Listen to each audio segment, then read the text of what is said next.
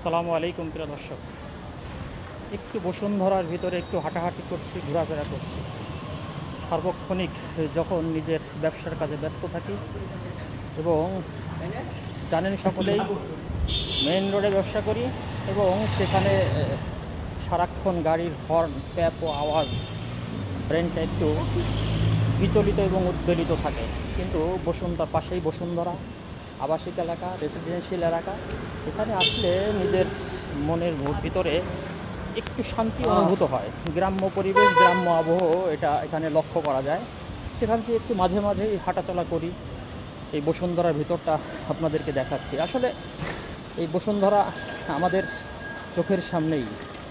আমি প্রায় 40 বছর যাবৎ এই এলাকার মধ্যেই, প্রায় 40 না 35 বছর যাবৎ এই এলাকার মধ্যেই আছি এবং এই এলাকায় এটা আমাদের সামনেই গড়ে উঠেছে। তখন এই জায়গা জমির দামটুকুও একেবারেই নগণ্য বা কম ছিল। যেমনিভাবে আমাদের এলাকায় বর্তমানে জায়গা জমির দাম, আসলে এখানে এখন অনেকেই জানেন এইখানের জায়গা জমির দাম কী পরিমাণ বেড়ে গিয়েছে। এরা আসলে বলা চলে একদিক দিয়ে যে যারা এখানের ঢাকা শহরের স্থানীয় তারা অত্যন্ত ভাগ্যবান ব্যক্তি। এই কারণেই বলছি যে আমাদের অঞ্চলের মধ্যে আমাদের নিজস্ব যে সমস্ত সম্পদ আছে সেটা যদি ঢাকা শহরে থাকতো, সেটারও দরকার নেই। তার 100 ভাগের বা 200 ভাগের 1 ভাগও যদি ঢাকা শহরে থাকতো তাহলে আজকে শত শত হাজার কোটি টাকার মালিক থাকতো। কিন্তু ভাগ্যের নির্মম পরিহাস, সেটা হয়ে ওঠেনি। এ কারণেই হয়তোবা তারা ভাগ্যবান দুনিয়াবি ক্ষেত্রে। আখেরাতের ক্ষেত্রের কথা হয়তোবা বলা যাবে না কে ভাগ্যবান আর মানে কে দুর্ভাগা, সেটা আসলে আখেরাতের ক্ষেত্রেই বলা যাবে না। কিন্তু দুনিয়ার ক্ষেত্রে, ধন সম্পদের ক্ষেত্রে, মানুষের চলার জন্য ধন সম্পদের প্রয়োজন আছে, সেই ক্ষেত্রে কিন্তু তারা অত্যন্ত ভাগ্যবান।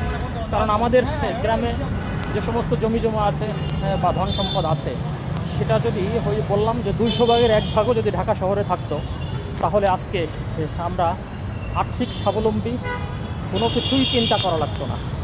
পক্ষান্তরে ঢাকা শহরে যাদের মাত্র 3 শতাংশ, 4 শতাংশ বা 5 শতাংশ, 5 কাঠা জায়গা আছে, তারা কী পরিমাণই ভাগ্যবান।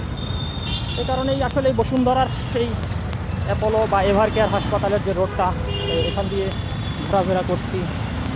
এখানে গাড়ির আগে তত একটা গাড়ির শব্দ আওয়াজ বেশি একটা ছিল না, কিন্তু এখন কিন্তু গাড়ির শব্দ, গাড়ির আধিক্যতা বেড়ে গিয়েছে। এই আপনাদেরকে হেঁটে হেঁটে এই দৃশ্যগুলো হাঁটছি আর আপনাদের দৃশ্যগুলো দেখাচ্ছি। আসলে হাঁটা এখানে কোনো উদ্দেশ্য আমার নেই, শুধুমাত্র একটু ব্রেনের প্রশান্তি।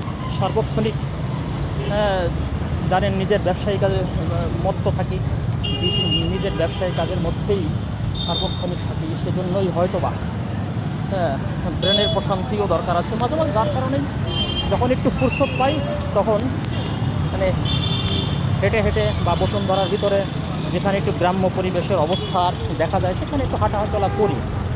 তাই এই বসুন্ধরার যে গ্রামীণ কোণের যে মেন গেট, যমুনা ফিউচার পার্কের সেই মেন গেটটাই আপনাদেরকে সেখান দিয়েই হাঁটছি, দেখাচ্ছি। ভালো ভালো পরিবেশ। এই পরিবেশের আসলে মানে যারা বেড়ে ওঠে মন মানসিকতাও ভালো, কিন্তু তারপরেও তদুপরি বিশ্বের উন্নত বিশ্বে ইউরোপ কান্ট্রি, ওয়েস্টার্ন কান্ট্রির যেই পরিবেশটা, সেটা পরিবেশ তো আর এখানে পাওয়া যাবে না। তারপরেও আমরা যারা গ্রামের নিম্ন মধ্যবিত্ত পরিবারের সন্তান, তারা কিন্তু এই বসুন্ধরা বা এই ধরনের জায়গায় এসে আমরা তাদের মধ্যবিত্ত পরিবারের সন্তান, তারা বিভিন্ন সার্বক্ষণিক আমাদের কাজ করেই খেতে হয়। কাজ ছাড়া কিন্তু কখনোই আমাদের জীবন জীবিকা, সংসার কোনো কিছুই চলে না। এই জন্য কাজ ছাড়া কোনো গতি থাকে না।